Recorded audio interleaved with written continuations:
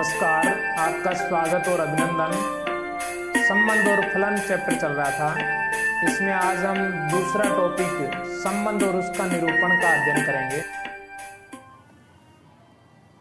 संबंध किसी अरिक्त समुच्चय A से अरिक्त समुच्चय B में संबंध कार्तीय गुणन A क्रॉस B का एक उपसमुच्चय होता है। यह उपसमुच्चय A क्रॉस B के क्रमित युग्मों के प्रथम और द्वितीय घटकों के मध्य संबंध स्थापित करने पर प्राप्त होता है। दूसरा घटक पहले घटक का प्रतिबिंब कहलाता है तथा पहला घटक दूसरे घटक का पूर्व प्रतिबिंब कहलाता है। इसका एग्जाम्पल देखें। जैसे समुच्चय A है, उसके अंदर एलिमेंट हैं दशरथ, राम, अर्जुन, युधिष्ठिर, भीम, नकुल, सहदेव और हनुमान। ये समुच्चय A के अंदर एलिमेंट हैं और समुच्चय B के अंदर एलिमेंट हैं कौशल्या,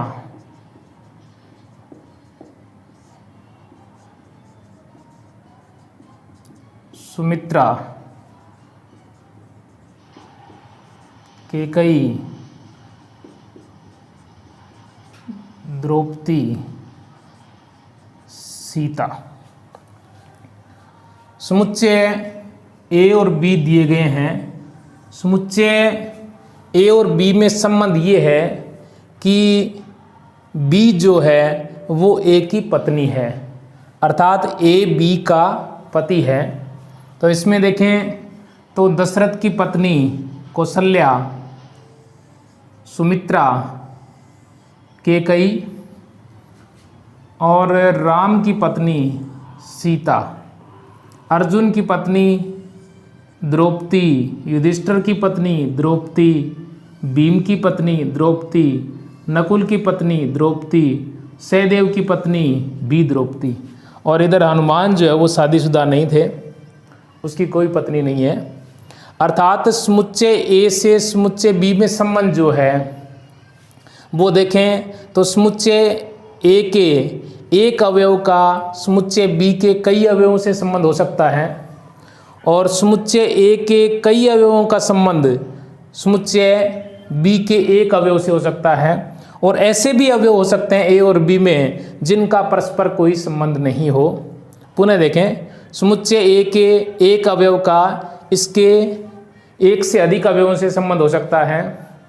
A के एक से अधिक अवयवों का संबंध इसके एक अवयव से हो सकता है और एक का एक से भी हो सकता है। इस प्रकार ये संबंध है। यदि समुच्चय A के अंदर m एलिमेंट और समुच्चय B के अंदर n एलिमेंट हों तो A क्रॉस B कार्तीय गुणन के अंदर अवयवों की संख्या m क्रॉस n होती है। चूंकि संबंध जो है वो कार्तीय गुणन का उपसमुच्चय होता है, अतः संबंधों की संख्या की बात करें, अरिक्त संबंधों की बात करें, अरिक्त संबंधों की संख्या की बात करें तो ये होती है 2 की पावर mn-1। यदि A में m एलिमेंट, B में n एलिमेंट हैं तो A क्रॉस B में m क्रॉस n एलिमेंट होंगे तथा अरिक्त संबंधों की संख्या समुच्चय A से समुच्चय B में परिभाषित अरिक्त संबंधों की संख्या 2 की पावर mn-1 होगी।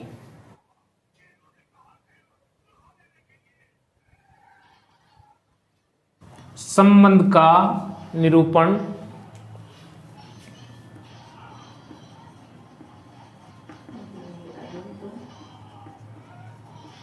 संबंध को निरूपित करने के लिए 3 विधियां काम में ली जाती हैं।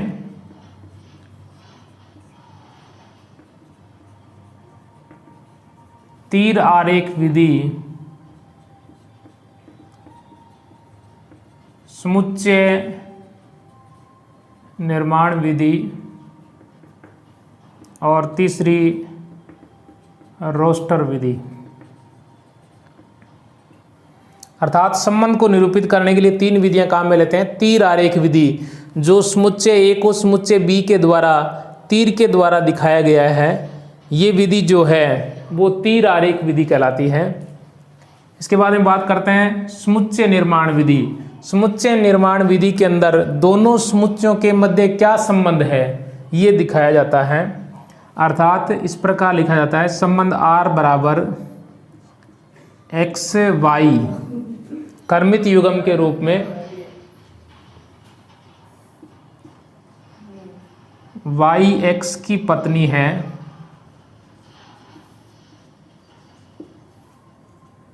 तथा x element of A and y element of B है। अर्थात x जो है वो a का एलिमेंट है, y b का एलिमेंट है और y जो है वो b की पत्नी है। इस प्रकार ये लिखा जाता है, ये समुच्चय निर्माण विधि है। और इसके बाद में तीसरी विधि है रोस्टर विधि। रोस्टर विधि के अंदर कर्मित युग्म लिखे जाते हैं। अर्थात इस प्रकार लिखा जाएगा, जैसे Dasharath Kaushalya,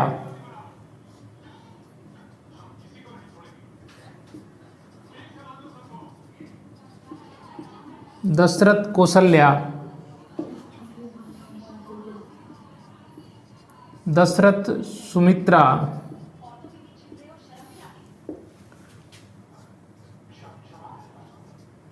Dasharath Kaikeyi,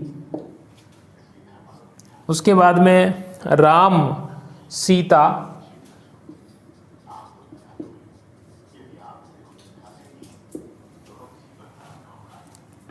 Arjun Draupadi,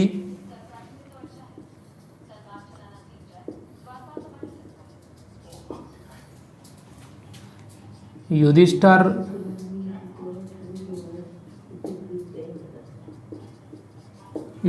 Draupadi, Bhim Draupadi,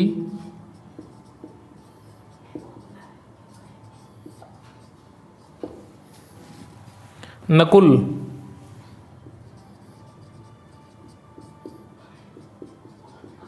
Draupadi, Sahdev,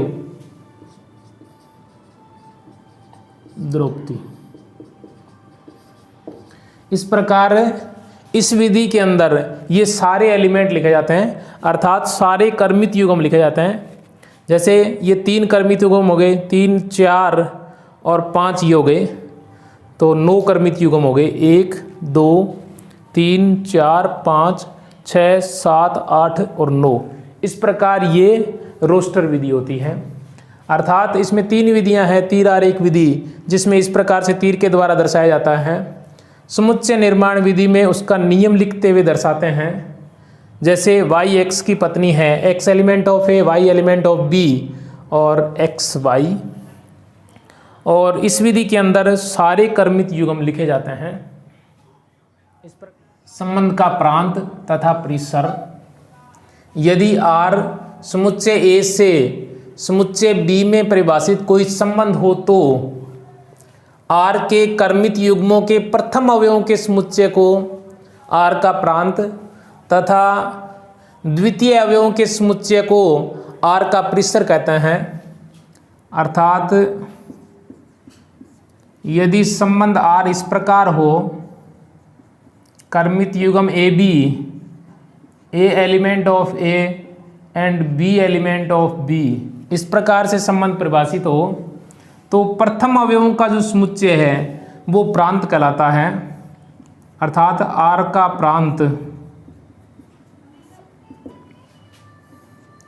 A such that AB element of R, अर्थात प्रथम अवयवों का समुच्चय जो R का प्रांत कहलाता है।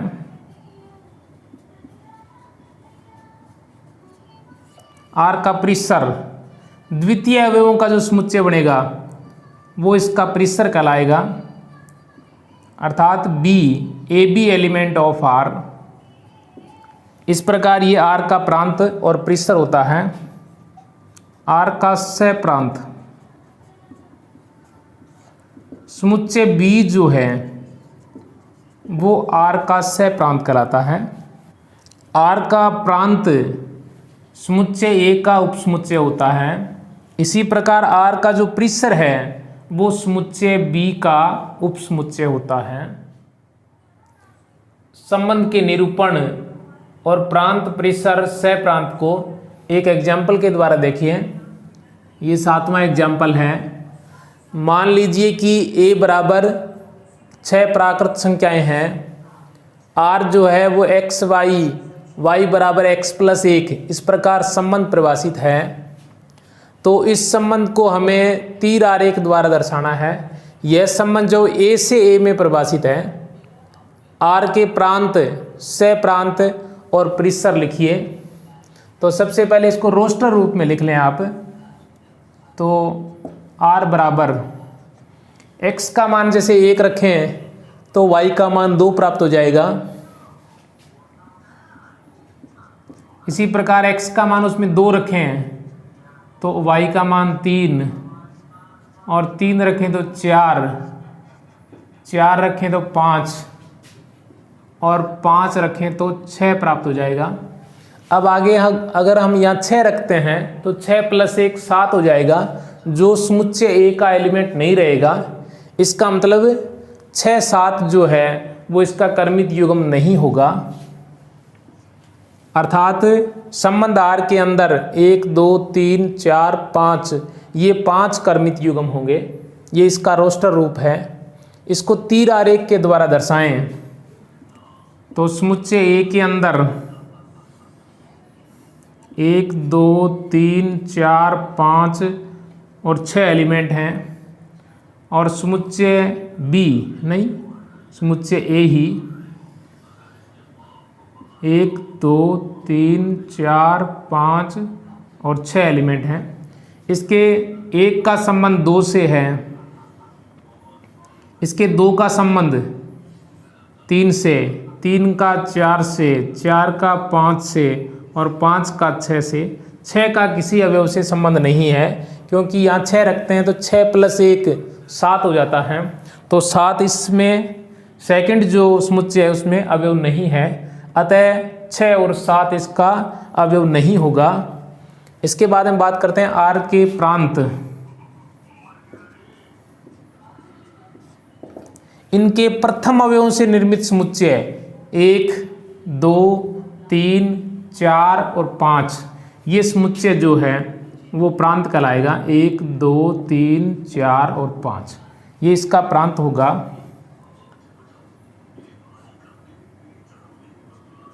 आर का परिसर, परिसर द्वितीय अवयवों का समुच्चय होता है। 2 3 4 5 और 6।